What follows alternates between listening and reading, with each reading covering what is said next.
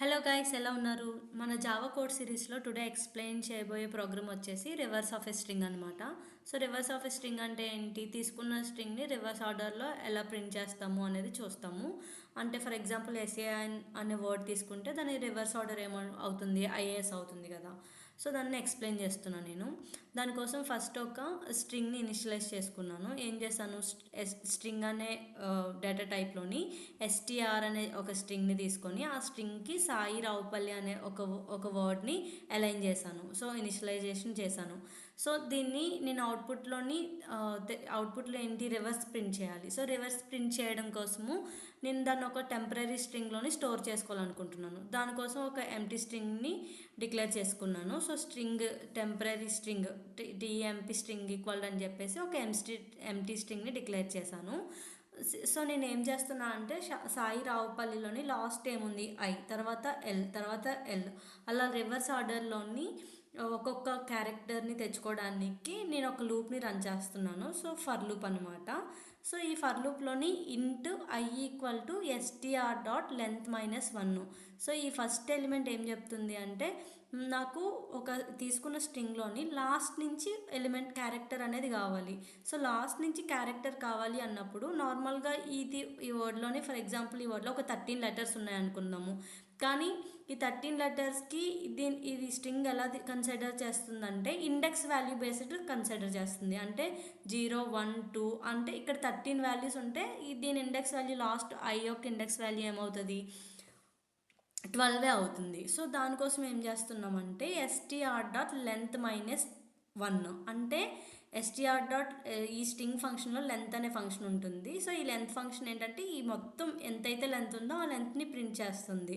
కానీ మనకు కావాల్సిన మొత్తం లెంత్ కాదు, last element. So last element కావాలంటే లాస్ట్ ఇండెక్స్ వాల్యూ కావాలి. సో లాస్ట్ ఇండెక్స్ వాల్యూ ఏమవుతుంది, -1 తీసుకుంటాము. సో ఎస్టీఆర్ డాట్ లెంత్ -1 ఇక్కడ వరకు సరిపోయింది. సో దీని తర్వాత ఏం చేస్తున్నాము, i greater than or equal to 0. I ఎప్పుడు greater than or equal to 0 ఉండాలి. అంటే మనం ఐ మైనస్ అంటే ఒకటి గ్రాడ్యువల్గా రెడ్యూస్ చేస్తూ ఉన్నాం కదా. సో ఫస్ట్ ఎస్ యొక్క ఇండెక్స్ వాల్యూ ఏమవుతుంది, 0 అవుతుంది.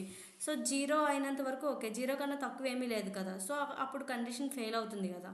ఆ ఫెయిల్ కండిషన్ అయ్యేంత వరకు లూప్ అనేది రిపీట్ అవ్వాలి. So I greater than or equal to 0, I minus ఇది మొత్తం ఈ స్ట్రింగ్ మొత్తాన్ని రిట్రీవ్ చేస్తుంది from backward to front. Like front ఉన్న ఎస్ లెటర్ వరకు, ఐ నుంచి ఎస్ వరకు రివర్స్లో రిట్రీవ్ చేసుకుంటూ వస్తుంది.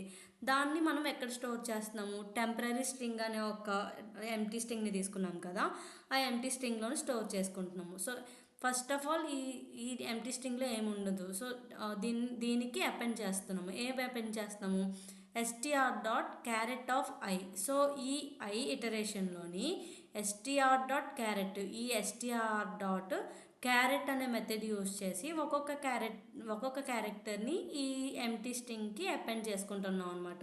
సో ఇది ఫస్ట్ రిట్రైవ్ చేసుకున్నప్పుడు ఐ అనే లెటర్ని రిట్రైవ్ చేసుకుంటుంది. మళ్ళీ అప్పుడు టెంపరీ స్ట్రింగ్లో ఐ ఉంటుంది. సో నెక్స్ట్ ఇటరేషన్లోని ఎల్ని తెచ్చుకుంటుంది. సో అప్పుడు మళ్ళీ ఈ టెంపరీలో స్టోర్ అయి ఉన్న ఐకి ఎల్ అనేది అపెండ్ అవుతుంది. మళ్ళీ లూప్ రిపీట్ అయ్యి మళ్ళీ నెక్స్ట్ టైం ఎల్ అనేది అపెండ్ అవుతుంది. మళ్ళీ రిపీట్ అయ్యి మళ్ళీ నెక్స్ట్ టైం ఏ అనేది అపెండ్ అవుతుంది.